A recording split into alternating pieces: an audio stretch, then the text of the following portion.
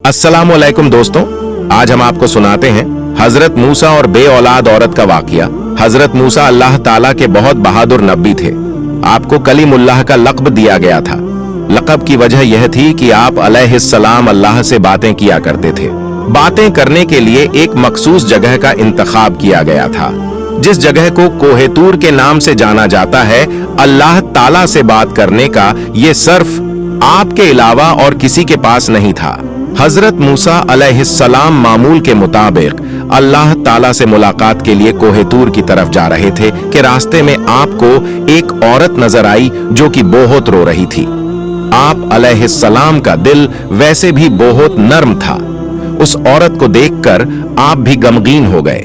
मूसा अलैहिस्सलाम से रहा ना गया तो उस औरत से उसकी परेशानी का सबब पूछा, तो फिर उस औरत ने बताया कि वो बे औलाद है, लोग उसे बांझ होने का ताना देते हैं। उस औरत ने हजरत मूसा अलैहिस्सलाम से गुजारिश की कि वो अल्लाह ताला से ये दरियाफ्त करें कि उसे कभी औलाद होगी या नहीं। वो औरत जानती थी कि हजरत मूसा अलैहिस्सलाम अल्लाह ताला से हम कलाम होते हैं। मूसा अलैहिस्सलाम ने औरत को यकीन दिलाया कि वो अल्लाह ताला से इस मामले की बात जरूर करेंगे। ये कहकर आप फिर से कोहे तूर की तरफ चल दिए। अल्लाह ताला से मुलाकात के दौरान उस औरत का मामला बयान किया तो अल्लाह ताला ने हजरत मूसा अलैहिस्सलाम को बताया कि उस औरत की किस्मत में यही लिखा है कि उसे कभी कोई औलाद नहीं होगी। उस औरत को चाहिए कि उस पर जो आजमाइश आई है उस पर सब्र करे। आप अलैहिस्सलाम ये सुनकर खुद भी गमगीन हो गए। जब आप अलैहिस्सलाम कोहे तूर से वापस लौटे तो वो उस औरत को उसी जगह बैठा हुआ पाया जो कि आप अलैहिस्सलाम का ही इंतजार कर रही थीं। तो आप अलैहिस्सलाम ने उस औरत को अल्लाह का फैसला सुनाया तो वो औरत बहुत गमगीन हो गई। आप अलैहिस्सलाम ने उस औरत को तसल्ली दी और ये भी कहा कि अल्लाह ताला के हर फैसले में बेहतरी होती है, इसीलिए वो सब्र से काम ले। औलाद अल्लाह ताला की देन होती है, वो जिसे चाहे बेटियां अता फरमाए, जिसे चाहे बेटे और जिसे चाहे दोनों ही अता फरमा दे। ये कहकर आप अलैहिस्सलाम वहां से चले गए। इस वाक्य को बहुत अरसा गुजर चुका था।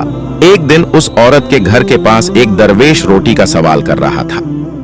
औरत के कान में जब उस दरवेश की सदा पड़ी तो उसे रुक जाने को कहा और कुछ देर के बाद उसके लिए रोटी लेकर आ गई और उस दरवेश को रोटी दे दी।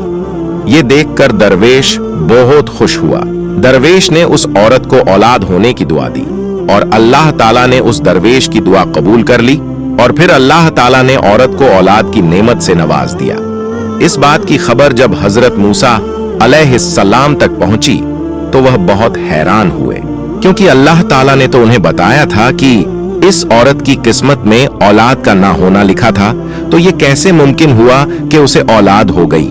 मूसा अलैहिस्सलाम दोबारा कोहे तूर पर गए और उस औरत के मामले के बारे में अल्लाह ताला से पूछा कि मैंने आपसे पूछा था कि उस औरत को औलाद होगी या नहीं, तो आपने फरमाया था कि औलाद उसकी मुकद्दर में नहीं है, तो ये कैसे मुमकिन हुआ कि उसे औलाद हो गई। तो अल्लाह ताला ने आप अलैहिस्सलाम के सामने एक शर्त रखी और अल्लाह ताला ने आप अलैहिस्सलाम को इंसान का गोश्त लाने को कहा। जब अल्लाह ताला अंबिया इकराम को किसी चीज का हुक्म दिया करते थे तो कोई भी अल्लाह ताला से सवाल नहीं किया करता था। इसीलिए हजरत मूसा अलैहिस्सलाम ने भी अल्लाह ताला की इस शर्त पर भी कोई सवाल नहीं किया। फिर अपनी बस्ती में जाकर लोगों को अल्लाह ताला का हुक्म सुनाया। बस्ती वालों को अल्लाह ताला का यह हुक्म बहुत अजीब लगा और सबके दिलों में ये खौफ बैठ गया कि यहाँ खून ना बहने लगे। जब कोई भी अपना गोश्त देने को राजी ना हुआ तो हजरत मूसा अलैहिस्सलाम खाली प्लेट लेकर अल्लाह ताला के पास कोहे तूर पर वापस जाने लगे। मूसा अलैहिस्सलाम रास्ते में ही थे कि उन्हें रास्ते में एक दरवेश बैठा हुआ मिला। दरवेश की आंखें बंद थीं और चेहरा आसमान की तरफ उठा हुआ था। दरवेश की जुबान पर बस अल्लाह अल्लाह का ही नाम था। हजरत मूसा अलैहिस्सलाम उस दरवेश के पास गए और उसे अल्लाह का हुक्म सुनाया तो दरवेश ने अपनी आंखें खोलकर हजरत मूसा अलैहिस्सलाम की तरफ देखा और बिना कोई सवाल किए अपना बाजू आप अलैहिस्सलाम की तरफ कर दिया और कहा कि मैं हाजिर हूं। उस दरवेश ने हजरत मूसा अलैहिस्सलाम से छुरी ली और अपने बाजू से गोश्त काटकर प्लेट में रख दिया। ये देखकर हजरत मूसा अलैहिस्सलाम बहुत खुश हुए। फिर आप अलैहिस्सलाम उस दरवेश का गोश्त लेकर अपनी मंजिल की तरफ रवाना हो गए। आप अलैहिस्सलाम अभी कुछ दूर ही गए थे कि उस दरवेश ने आपको पुकारा और कहा कि हो सकता है कि अल्लाह ताला ने गर्दन का गोश्त मांगा हो, और फिर उसने अपनी गर्दन से गोश्त काटकर आप अलैहिस्सलाम की प्लेट में डाल दिया। हजरत मूसा अलैहिस्सलाम ने फिर से कोहे तूर की तरफ अपने कदम बढ़ा दिए।